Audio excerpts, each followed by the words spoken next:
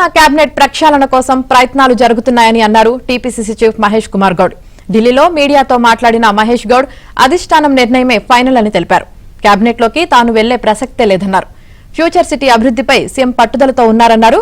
నెలలోపు pending లో ఉన్న పదవులన్నీ భర్తీ చేస్తామని తెలిపారు.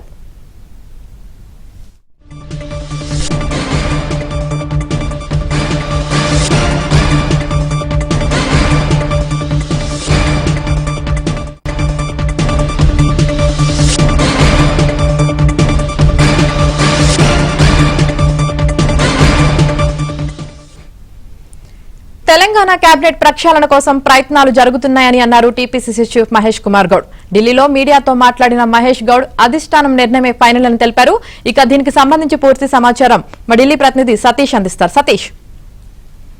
యామిని మీడియా చిట్చాట్ లో పీసీసీ చీఫ్ మహేష్ కుమార్ గౌడ్ కీలక వ్యాఖ్యలు చేశారు. రాష్ట్ర కేబినెట్ సంబంధించిన ప్రక్షాళన కోసం కొన్ని ప్రయత్నాలు జరుగుతున్న అంశాన్ని స్పష్టం చేశారు. దీనిపై అధిష్టానమే ఫైనల్ నిర్ణయం తీసుకుంటుందన్న అంశాన్ని కూడా చెప్పడంతో పాటు ఇక డీసీసీ పదవిలో బీసీలకు ప్రాధాన్యత పెరిగింది. రాష్ట్ర కేబినెట్ లోకి నేను వెళ్లే ప్రసక్తే లేదు, కేవలం సోషల్ మీడియాలో ప్రచారం మాత్రమే కొనసాగుతుందన్న అంశాన్ని కూడా ఆయన స్పష్టం చేశారు. మరోవైపు పీసీసీ అధ్యక్ష పదవితో తాను చాలా సంతోషంగా ఉన్నానని, రాష్ట్ర మంత్రులేని ప్రాధాన్యత పీసీసీ అధ్యక్షుడు ఉంటుంది, పార్టీ హోదాలో ఇది బాగుంటుందన్న అంశాన్ని స్పష్టం చేస్తుంది. మరోవైపు ప్రభుత్వ ఏర్పాటు ముందు కూడా కేసీ వేణుగోపాల్ తన మంత్రి పదవి తీసుకుంటే బాగుంటుందని సజెషన్ చేశారుగా తన కొట్టిపారదన్న అంశాన్ని స్పష్టం చేస్తుంది. Hyderabad city CM Revanth vision లో ముందుకు వచ్చిందని, అదేవిధంగా ఇటీవల గ్లోబల్ సబ్మిట్ జరిగి దాని ద్వారా తెలంగాణ రాష్ట్రానికి దాదాపు 3 లక్షల కోట్ల పెట్టుబడులు వచ్చాయి అనే అంశాన్ని కూడా స్పష్టం చేస్తుంది. మరోవైపు టీఆర్ఎస్ పైన కొన్ని కీలక వ్యాఖ్యలు చేశారు. హరీష్ రావు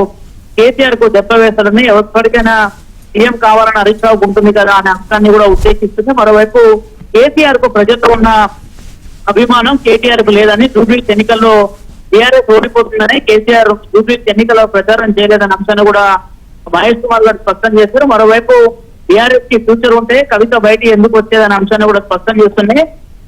కేటీఆర్ కు డబ్బులున్నాయి కాబట్టి సోషల్ మీడియాను మేనేజ్ చేస్తూ ప్రచారం చేసుకుంటున్నారని, మరోవైపు బీజేపీ తెలంగాణలో ఎప్పటికీ అధికారంలోకి రాదన్న అంశాన్ని స్పష్టం చేస్తున్నాయి. కవితకు సీఎం పదవిపై ఆశ పుట్టిందని, కవిత వలన టీఆర్ఎస్ పార్టీ ఎప్పటికీ పుంజుపోతూ రాష్ట్రాల అంశాన్ని స్పష్టం చేస్తుంది. మరోవైపు కేటీఆర్ బీఆర్ఎస్ ను నడిపించలేరు, అతనితో కాదనే అంశాన్ని స్పష్టం చేస్తున్నాయి. ఆ విషయం కేటీఆర్ కూడా అర్థమైన అంశాన్ని కూడా స్పష్టం చేయడం జరిగింది. ఇక కేసీఆర్ కు ఉన్న అభిమానం కేటీఆర్ కు లేదు, కేటీఆర్ నాయకత్వాన్ని ఎవరు బీఆర్ఎస్ నేతలు కూడా ఒప్పుకోరు అనే అంశాన్ని కూడా ఆయన పున్న బద్దలు కొడుతూ మీడియా చిట్ చాట్ లో కూడా ఈ అంశాన్ని చెప్పారు. ఇక ఆదిలాబాద్ లో గతంలో బీజేపీ ఎక్కువ స్థానాలు సాధించినప్పుడు కూడా ఇప్పుడు జరిగిన సర్పంచ్ ఎన్నికల్లో ఆదిలాబాద్ లో కాంగ్రెస్ మెజార్టీ సర్పంచ్ స్థానం సాధించింది. వచ్చే ఎన్నికల్లో మరోసారి నల్లేరు మీద నడకేగా కాంగ్రెస్ విజయాన్ని కొనసాగుతున్న అంశాన్ని కూడా ఆయన స్పష్టం చేయడం జరిగింది. ఇక ఓట్ చోరీకి సంబంధించి ఈ రోజు ఢిల్లీలో రామ్లీలా మైదానంలో ఒక ధర్నా జరగబోతుంది. ధర్నా కార్యక్రమానికి తెలంగాణ సీఎం తో పాటు పీసీసీ ప్రెసిడెంట్ అదేవిధంగా మంత్రులు కూడా హాజరు కాబోతున్నారు.